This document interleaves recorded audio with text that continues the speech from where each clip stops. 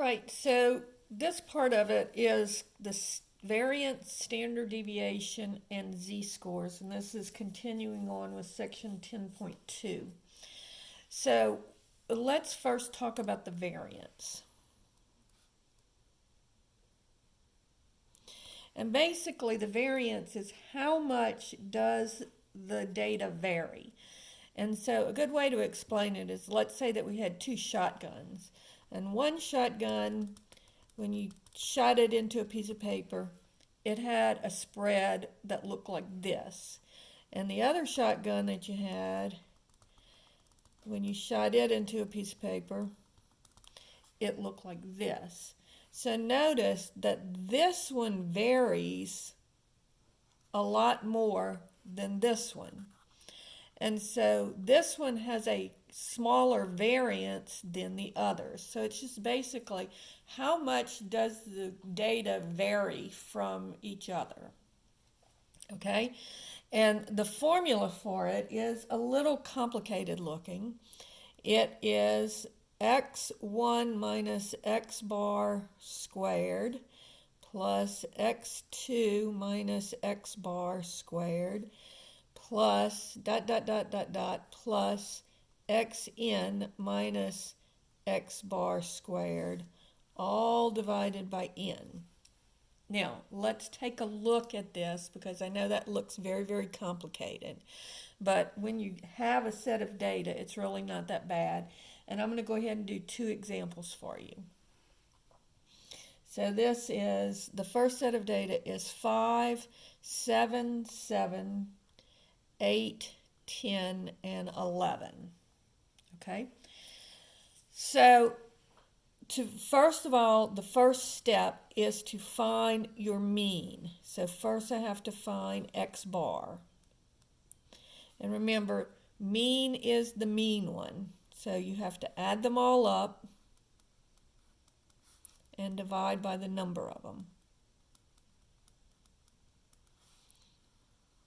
So that's going to be 1, 2, 3, 4, 5, 6 parts of the data, or 6 data points.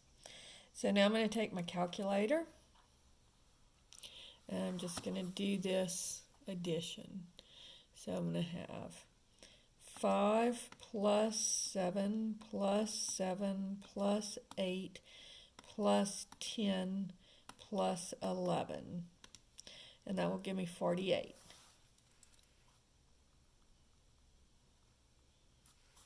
And I'm going to divide that by 6, and I get 8. So my mean is 8. So now what I'm going to do is I'm going to put all of my data points in a column. So 5, 7, 7, 8, 10, and 11. So this is my x. Now I'm going to find the deviation from the mean, okay? So in other words, how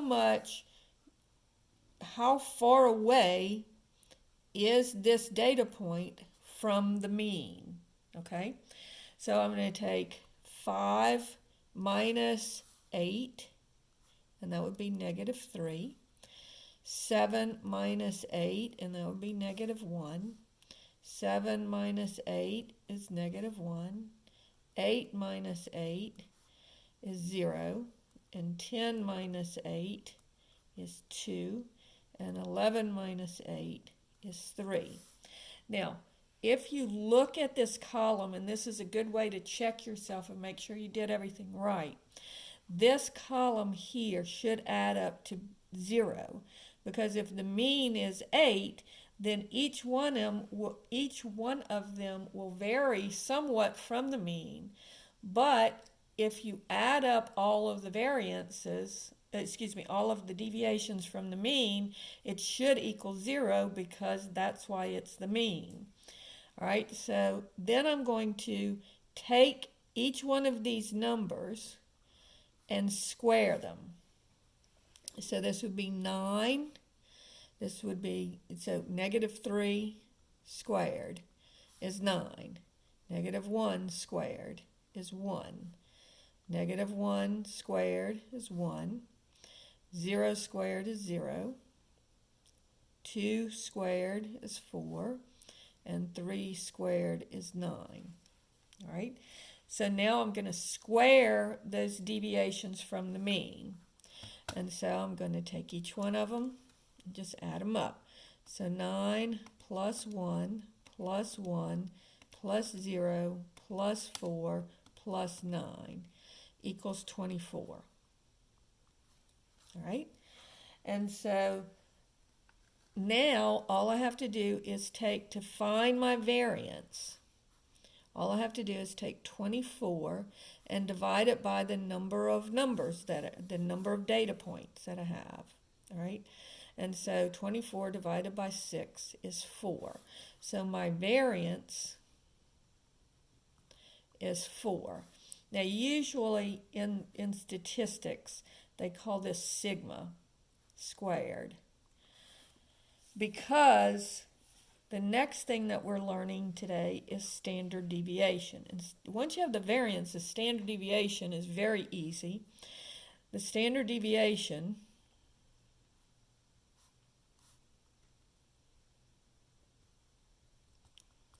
is simply the square root of the variance. And so here sigma would be the square root of 4, which would be 2. So my standard deviation here is 2. All right? And so that's how you find your variance and your standard deviation. Now I'm going to do one more of these and then we'll tackle Z-scores. I'll come back to this page when we are tackling Z-scores. So let's say that a teacher gave a 10-point quiz. And so this will be example 2. All right. And here's her just coming straight out of her grade book. She got a 9, a 3, a 5, a 4, a 10, a 7, an 8, a 10, a 9, and a 5. Okay, so that's her data. Now the first thing that we're going to do is we're going to find the mean of that data. So that's going to be 9 plus 3 plus 5 plus 4 plus 10 plus 7 plus 8 plus 10 plus 9 plus 5. And then I've got 1, 2, 3, 4, 5, 6, 7, 8, 9, 10 data points. And so that would be equal to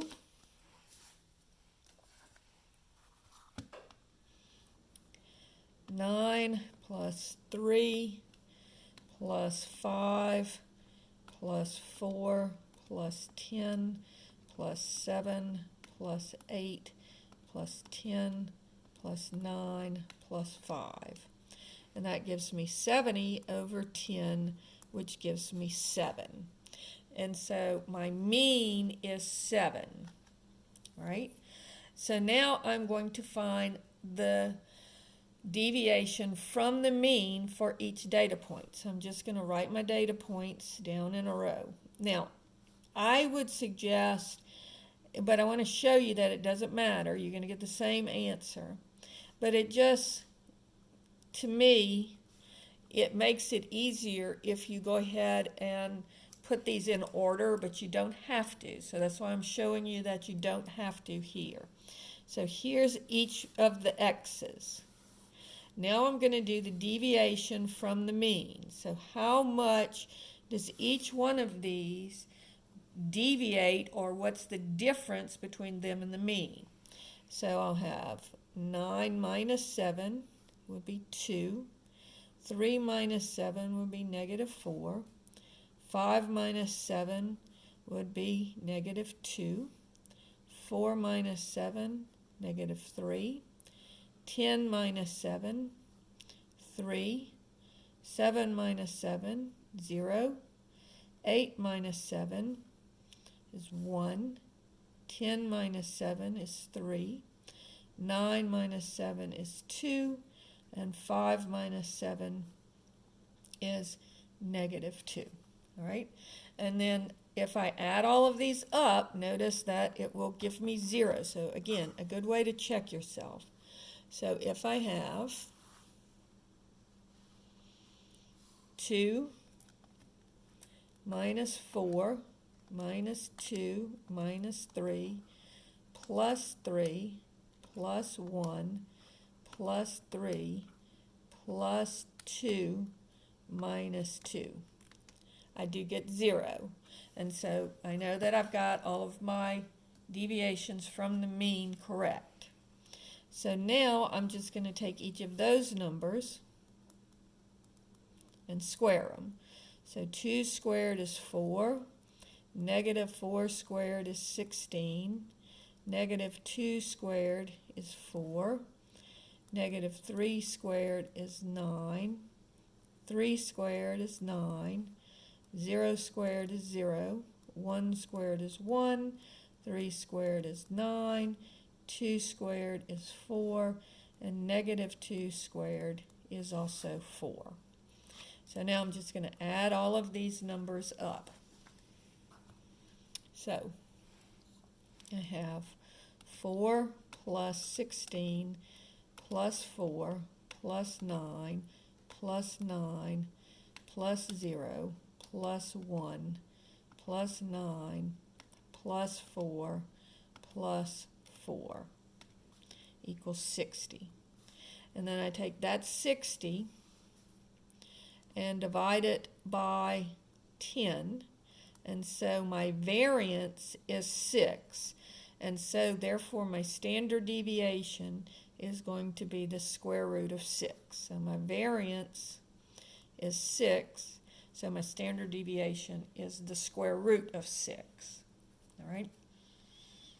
Now, in your book, they use S as standard deviation, but for the most part, when you see standard deviation, you'll see this is a sigma. It's a sigma, it's a Greek letter. And that's usually what's used for standard deviation. So instead of using what the book's using, I'm going to use what the norm is. All right?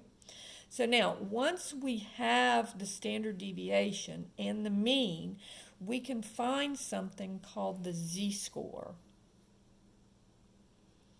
And all the Z-score is, it's showing you how well a person did compared to everybody else. So in other words, how many standard deviations away from the mean are they?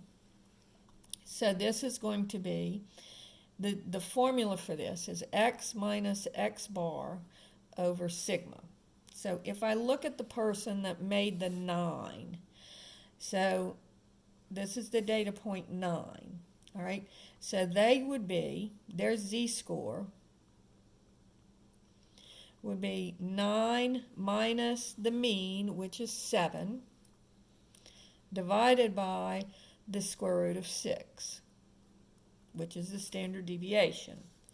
So doing that, I would get 9 minus 7 equals, and you have to either hit equals or put this in parentheses, divided by square root of 6 equals 0.816.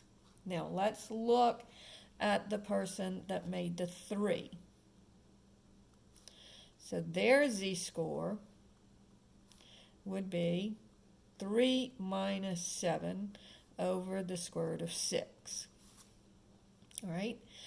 And so that would be negative 4. Well, let's just do it on the calculator. So 3 minus 7 equals, divided by the square root of 6 equals negative 1.63 33, if I round it to 3 decimal places.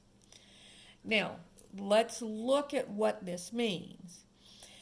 This means that this person, because this one is positive, notice that when I do x minus x bar, it is a positive number. So that means that this person did better than the mean, all right? If you have a negative z-score, then that means that that person did less than the mean. Okay, so they're not doing as well as the average person in the class. Also notice that the person that made the 9 is less than 1 standard deviation away from the mean, whereas this person is more than 1 standard deviation away from the mean.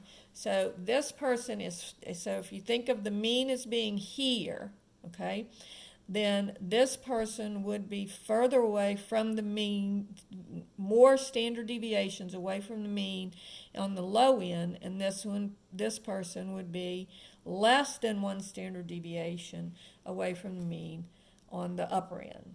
All right, so if it's negative, it means you did bad. If it's positive, it means you did good. So kind of what you would think.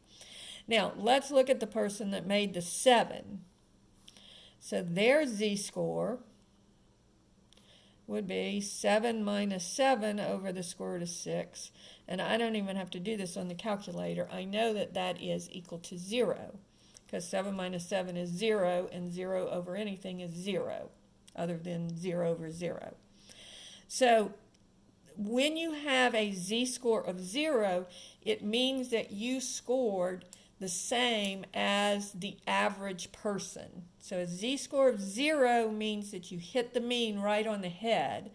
A positive z-score means that you did better than the average, and a negative z-score means that you did worse than the average. So if we look back at our first data, let's look at the person that made the 5. And then we'll look at the person that made the 8 and the person that made the 10. So the person that made the 5, their z-score, and notice that they're less than the average. The average is 8.